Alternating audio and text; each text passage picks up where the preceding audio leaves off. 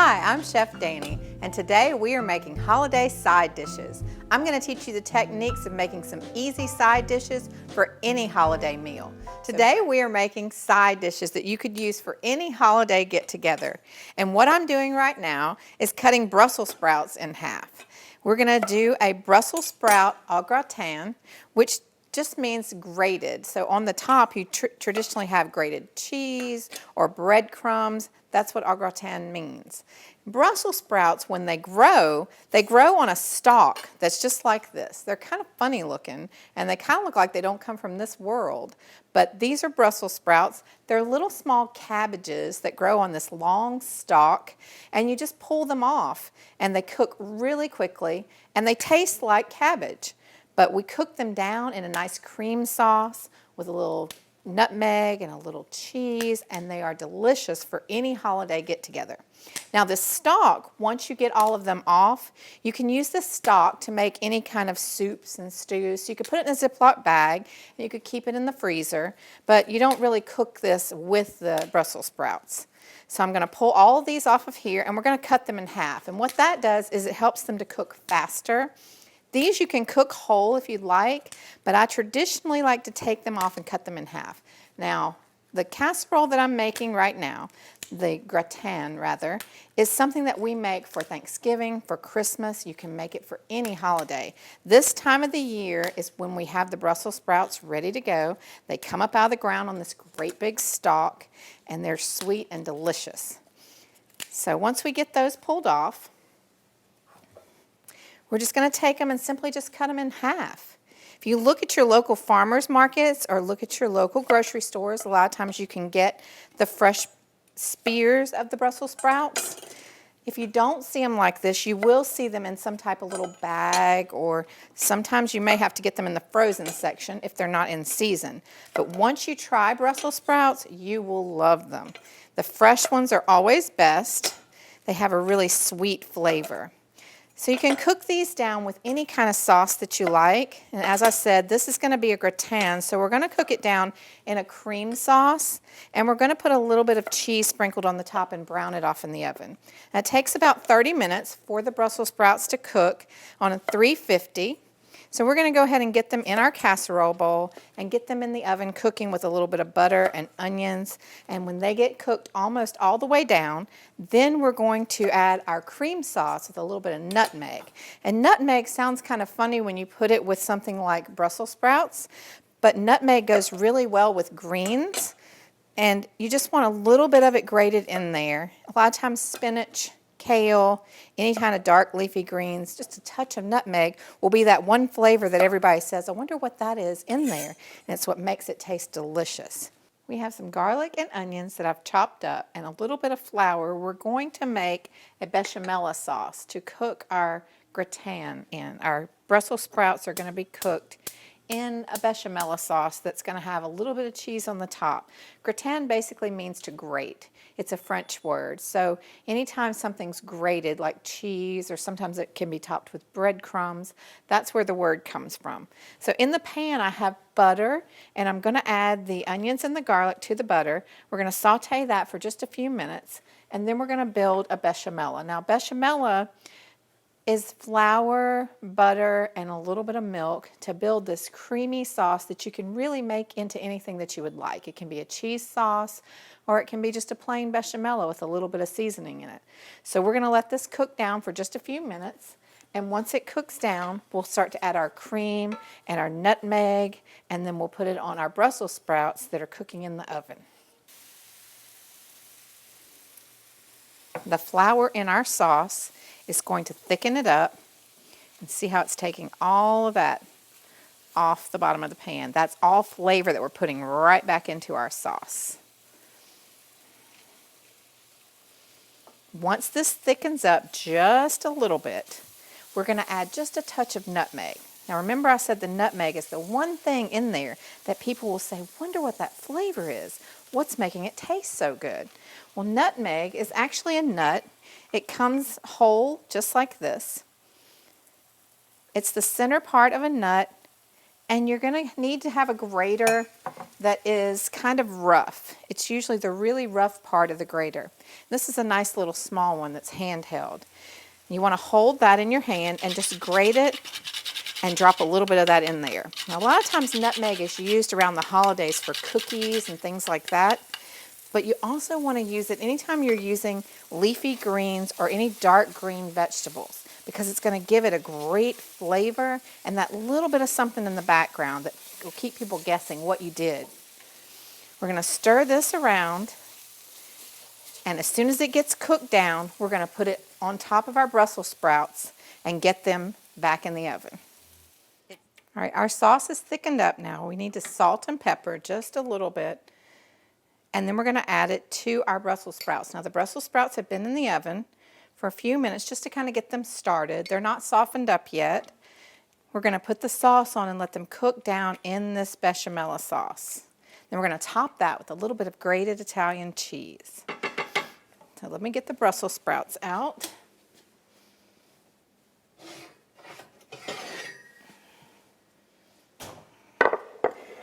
All right, all we're going to do is take and pour this sauce right on top of the Brussels sprouts.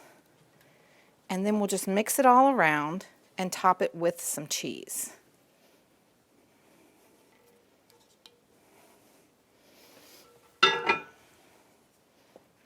You just want a thin layer of sauce. It's not a thick layer. And these are going to cook down in this sauce, so it's going to take on the flavor. But you really don't want it to be real saucy when it gets done. It's not supposed to be sitting in a sauce. It's just supposed to cook down and thicken up and give a lot of flavor to the Brussels sprouts. Then we're going to take our cheese. This is a mix of Parmesan, Asiago. We're going to put that on the top. It's a grated cheese. And we're going to let that melt down over our Brussels sprouts as they cook in the oven. And this is going to go in for about 30 minutes till they soften up and get all nicely cooked into that sauce. And we're going to get started on our sweet potato casserole. All right, now we're going to put together our sweet potato casserole. And this is a classic casserole that you see a lot of times around the holidays. And it's really simple and easy to make. So what we did was we cooked our sweet potatoes in the oven for about 30 minutes at 350. I just put them in there just like that on a pan and let them cook.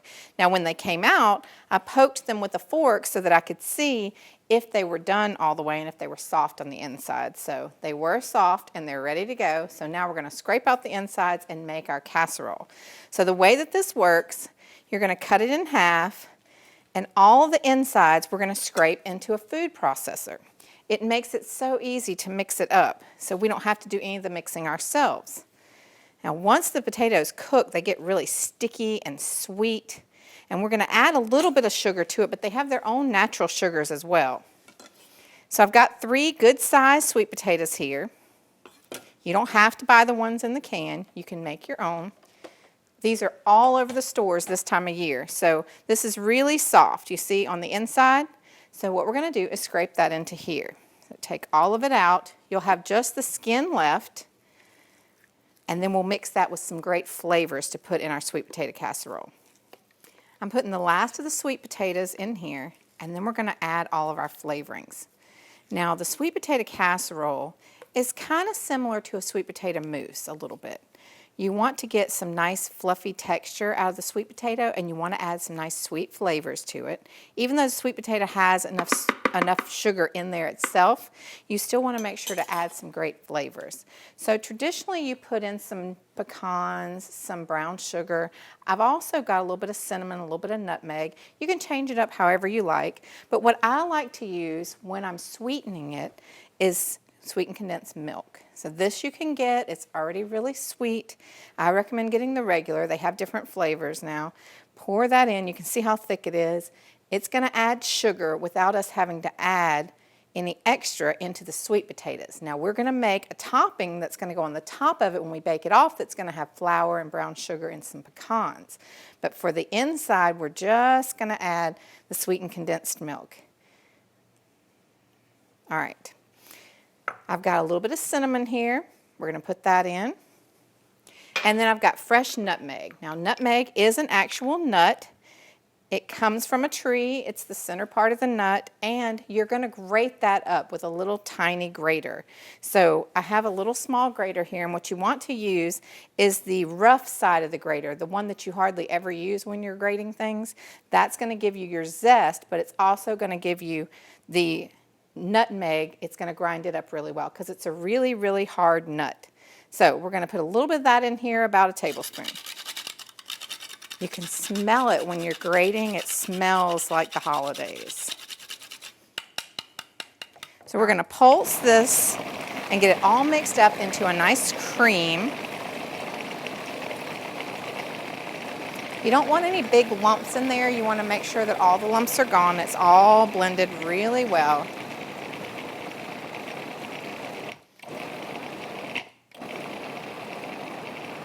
Once it all looks like it's kind of coming together, then we're ready to take it out and put it into our pan. And you can see it makes a nice creamy texture. It's going to have some great flavors in there. It's going to taste like the holidays. So all we're going to do with this is bake it off with a little bit of crumble on the top. So I've got a baking pan here. We're going to pull it out of the food processor and put it into our baking pan and top it with our crumble. All right, as soon as we get that into the pan, we're going to make a simple crumble. And a simple crumble usually is made up of butter, sugar, and this time we're going to put a little bit of pecans in it as well, but we want to save some pecans to go on the top after we get done. We're getting ready to make our crumble for the top of our sweet potato casserole. But the first thing I'm going to do is chop up a few of the pecans because I want to mix some of them in the crumble. Even though we're going to put a few on the top, I still want to have some cut up for the middle. And I've bought pecans that are pecan halves. You can buy the crumbles if you prefer, but the halves look really nice on top of the casserole. So I went ahead and got the halves. They cost a little more, so if you want to do the crumbles, that's fine too.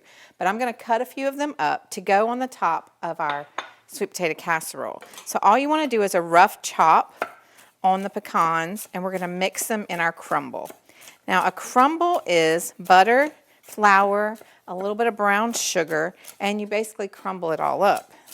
That's what we're going to put on the top to melt down into our sweet potato casserole as it cooks.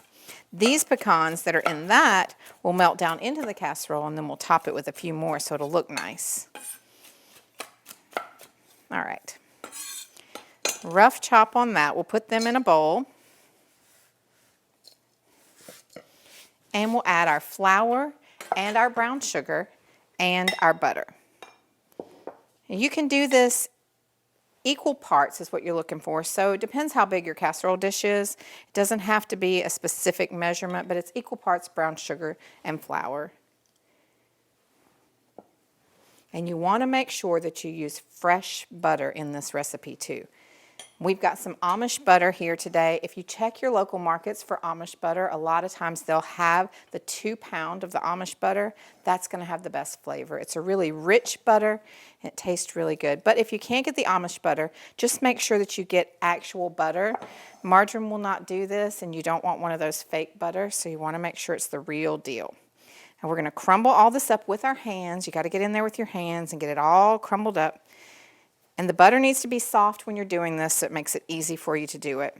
But what's going to happen is it makes this crumble that you see on the top of, say, coffee cakes or muffins. And when it cooks, it gets even more crumbly, but it has a really sweet flavor to it. So as you can see, it's kind of coming together into little crumbles, which is what we were looking for. As this cooks in the pan, the butter is going to kind of melt away, and the rest of it will crumble up on the top. All right, so we're going to take our sweet potatoes, and we want this to be pretty liberal on the top. So we're going to put a pretty thick layer.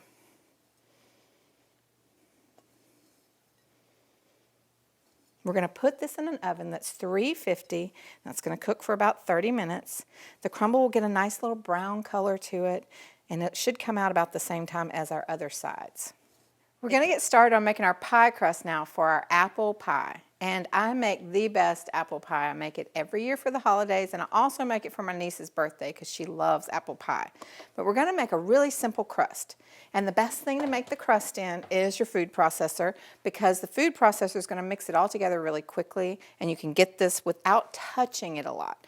The reason you want to do that is because when you make a pie crust, the most important thing is to keep everything cold. So I actually put my butter in the freezer right before we got started. So I'm going to go ahead and put the butter in here, and it's kind of frozen, but that's good. What makes the pie crust puff is in the oven, the layers between the flour and the butter, steam produces when the butter melts, and it makes the pie crust puff up. If the steam is not produced from the butter melting, then your pie crust doesn't get flaky. It's just going to be kind of doughy. So that steam is what we need, and you only get that from the melting butter if it's really, really cold. And if you work it with your hands a lot, well, it won't have that steam. So what we're going to do is put 2 cups of flour in with our butter. Now the flour you could even put in the cooler if you'd like, or in the freezer, and you could have it cold as well. Everything that's cold going into your pie crust is going to make it more flaky, because that steam is what puffs it up and gives you those flaky layers, and that's what we're looking for.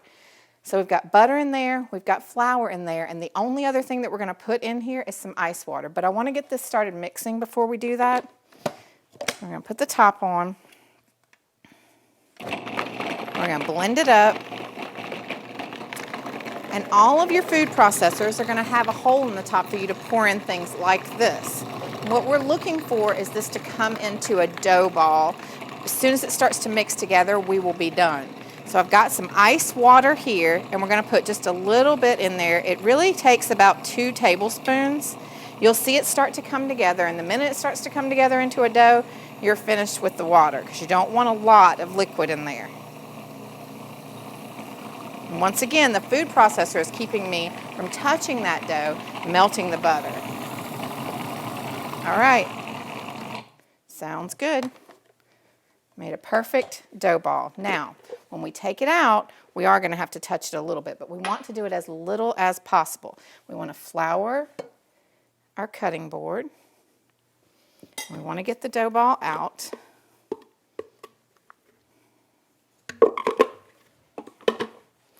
All right, now we want to play with this as little as possible, like I said before, but we do have to get it mixed together a little bit, and we want to roll it out. And you want to roll it really thin to put in your pie crust. I've got a nice wooden rolling pin. We're going to go ahead and get that floured, and I'm going to roll this really thin and get this ready to go in our pie crust. I'm slicing the apples for our apple pie. We have our first crust that baked off in the oven. I've got my second crust rolled out for the top, but I'm slicing the apples on a mandolin. Now, a mandolin is a really cool thing you need to have in your kitchen for slicing things really thin, really quickly. So what you do is you put everything on the mandolin and you run it over a blade that slices it really thin, a lot thinner than you can get it by hand when you're cutting, and it's a lot less time. So I have a whole bowl here of the apples that I've already sliced. I put a little bit of lemon juice on them because that will keep them from getting brown. We don't want them to do that. And I don't pre-cook the apples before I put them in the oven. We're going to cook them in the oven in the pie crust. So what we're going to do is put them in this bowl. The little thin slices, you can see when they're thin like this, they're going to cook really fast. So that's why we want to slice them on the mandolin. It's a lot easier. You can cut them by hand really thin, but it's going to take a lot longer. So once we get them in the bowl, we'll put a little bit of lemon juice all over the top. You want to try not to get the seeds in there.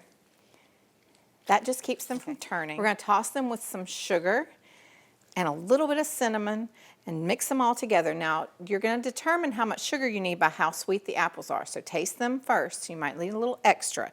We're going to put sugar and cinnamon in here, toss them together, and then we're going to put them in our pie crust. All right, it's time to put the top on the apple pie. Now, the bottom crust we pre-cooked just a little bit, but the top crust we're not going to pre-cook. We're going to leave it raw. And what we're going to do is fit it around here and cut off any excess. Once we get that all cut off, I'm going to cut some holes into the top of the pie to make sure we have room for the air to come out. We don't want the pie to puff up and then everything to come out. In the oven, We want the steam to come out of the top, but we want all of the fruit and everything to stay in the pie. So I'm going to cut some slits into the top of the pie as soon as I get these edges cut off. And you can make a fancy edge, you can flute it, you can do it with a fork, you can do it lots of different ways, but usually I just press mine together and make it really rustic looking. There. Now, like I said before, we want the steam to release from the pie. We don't want it to stay in there and crack our crust or anything. So we're going to make some slits in the top, just right across the center, to let that steam come out as it cooks, because there's a lot of moisture in the apples, and we want all that moisture to come up through the top of the pie and come out so our apples will cook down and make a delicious apple pie. Now this is going to go in about 350 for probably 35 to 45 minutes. And the way we're going to test to see if it's done is with a knife in the center. If the knife goes through really smooth and the apples are soft, you know the apple pie is ready to come out. Our apple pie is fresh out of the oven, and the way that you check to see if it's done is you want to take a knife, and right where we made the slits in the top of the apple pie, you want to stick the knife down, and you don't want to have any resistance when you're sticking it down. That lets you know that the apples are soft on the inside and they're fully cooked, and this pie is done perfectly. Now you can serve the apple pie with some fresh ice cream, or you can do some whipped cream mixed with a little bit of maple syrup, however you like the apple pie. But first you want to let it cool for a little while, because all the sauces on the inside need to kind of set up before you cut into it, or they'll all run out all over the place. So let this sit and cool, come to room temperature, and then you can cut into your apple pie. We also finished our sides. We made our Brussels sprouts gratin, and we made our sweet potato casserole. I'm going to go ahead and top the sweet potato casserole with a few fresh pecans just on the top to finish it off. And I'm also going to drizzle that with a little bit of maple syrup. Now maple syrup you can get at just about any store. You want to make sure you get the maple syrup, 100% pure maple, and drizzle that down over the top. Now this is also what you can use to make your maple whipped cream to go on top of your pie. All right, and that was our lesson for today. We learned how to make fresh apple pie from scratch with the crust included. We also made a Brussels sprout gratin. We topped that with some nice cheese and a great bechamel sauce. And we did our sweet potato casserole with that nice crumble on the top and the fresh pecans and maple syrup too. So I'll see you next time, and don't be late for Chef Danny's culinary class.